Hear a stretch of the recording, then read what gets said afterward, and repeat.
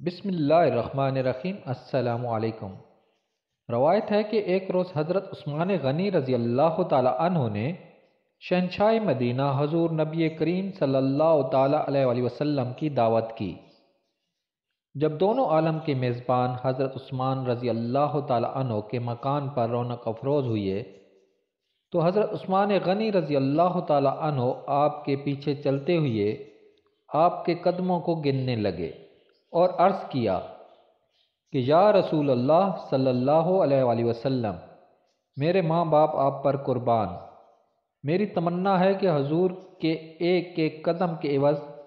میں آپ کی تعظیم و تکریم کے لیے ایک ایک غلام آزاد کروں۔ چنانچہ حضرت عثمان غنی رضی اللہ تعالیٰ عنہ کے مکان تک جس قدر حضور علیہ الصلوۃ والسلام کے قدم پڑے تھے، حضرت عثمان غنی رضی اللہ تعالیٰ عنہ نے اتنی ہی تعداد میں غلاموں کو خرید کر آزاد کر دیا۔ حضرت علی رضی اللہ تعالیٰ عنہ نے اس دعوت سے متاثر ہو کر حضرت سیدہ فاطمہ الزہرا رضی اللہ تعالیٰ عنہ سے کہا، اے فاطمہ رضی اللہ تعالیٰ عنہ، آج میرے دینی بھائی حضرت عثمان رضی اللہ تعالیٰ عنہ نے حضور اکرم صلی اللہ تعالیٰ علیہ وآلہ وسلم کی بڑی ہی شاندار دعوت کی ہے اور حضور اکرم صلی اللہ تعالیٰ علیہ وآلہ وسلم کے ہر قدم کے بدلے ایک غلام آزاد کیا ہے۔ میری بھی تمنا ہے کہ کاش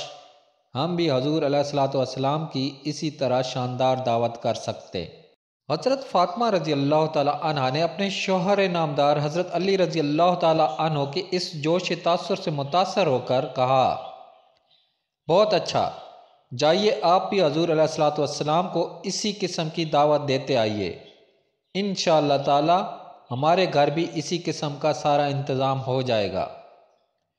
چنانچہ حضرت علی رضی اللہ تعالیٰ عنہ نے بارگاہ رسالت میں حاضر ہو کر دعوت دے دی اور شہنشاہ دو عالم صلی اللہ تعالیٰ علیہ وآلہ وسلم اپنے صحابہ کرام کی ایک کثیر جماعت کو ساتھ لے کر اپنی پیاری بیٹی کے گھر میں تشریف فرما ہو گئے۔ حضرت سیدہ خاتون جنت رضی اللہ تعالی عنہ خلوت میں تشریف لے جا کر خداوند قدوس کی بارگاہ میں سر بسجود ہو گئیں اور یہ دعا مانگی، یا اللہ عز و جل، تیری بندی فاطمہ نے تیرے محبوب اور محبوب کے اصحاب کی دعوت کی ہے، تیری بندی کا صرف تجھ ہی پر بھروسہ ہے، لہٰذا اے میرے رب عز و جل، تو آج میری لاج رکھ لے اور اس دعوت کے کھانوں کا تو عالم غیب سے انتظام فرما۔ یہ دعا مانگ کر حضرت بی بی فاطمہ رضی اللہ تعالی عنہا نے ہانڈیوں کو چولہوں پر چڑھا دیا اور اس رضا کے مطلق نے دم زدن میں ان ہانڈیوں کو جنت کے کھانوں سے بھر دیا۔ حضرت بی بی فاطمہ رضی اللہ تعالی عنہا نے ان ہانڈیوں میں سے کھانا نکالنا شروع کر دیا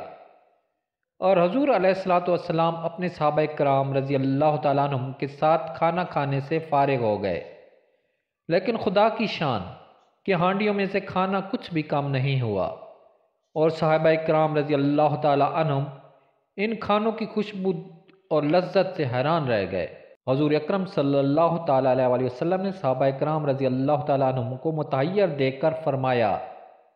کہ کیا تم لوگ جانتے ہو کہ یہ کھانا کہاں سے آیا ہے؟ صحابہ کرام رضی اللہ تعالیٰ عنہم نے عرض کیا کہ نہیں یا رسول اللہ صلی اللہ علیہ وآلہ وسلم، آپ نے ارشاد فرمایا کہ یہ کھانا اللہ تعالیٰ نے ہم لوگوں کے لیے جنت سے بھیج دیا ہے۔ پھر حضرت فاطمہ رضی اللہ تعالیٰ عنہا گوشہ تنہائی میں جا کر سجدہ ریز ہو گئیں اور یہ دعا مانگنے لگیں کہ یا اللہ عز و جل، حضرت عثمان رضی اللہ تعالیٰ عنہ نے تیرے محبوب کے ایک قدم کے عوض ایک ایک غلام آزاد کیا ہے، لیکن تیری بندی فاطمہ کو اتنی استطاعت نہیں ہے، لہذا اے خداوند عالم عز و جل، جہاں تو نے میری خاطر جنت سے کھانا بھیج کر میری لاج رکھ لی ہے، وہاں تو میری خاطر اپنے محبوب کے ان قدموں کے برابر جتنے قدم چل کر میرے گھر تشریف لائے ہیں، اپنے محبوب کی امت کے گناہ گار بندوں کو تو جہنم سے آزاد فرما دے۔ حضرت فاطمہ رضی اللہ تعالی عنہا جو ہی اس دعا سے فارغ ہوئیں، ایک دم ناگہاں حضرت جبرائیل علیہ السلام یہ بشارت لے کر بارگاہ رسالت میں اتر پڑے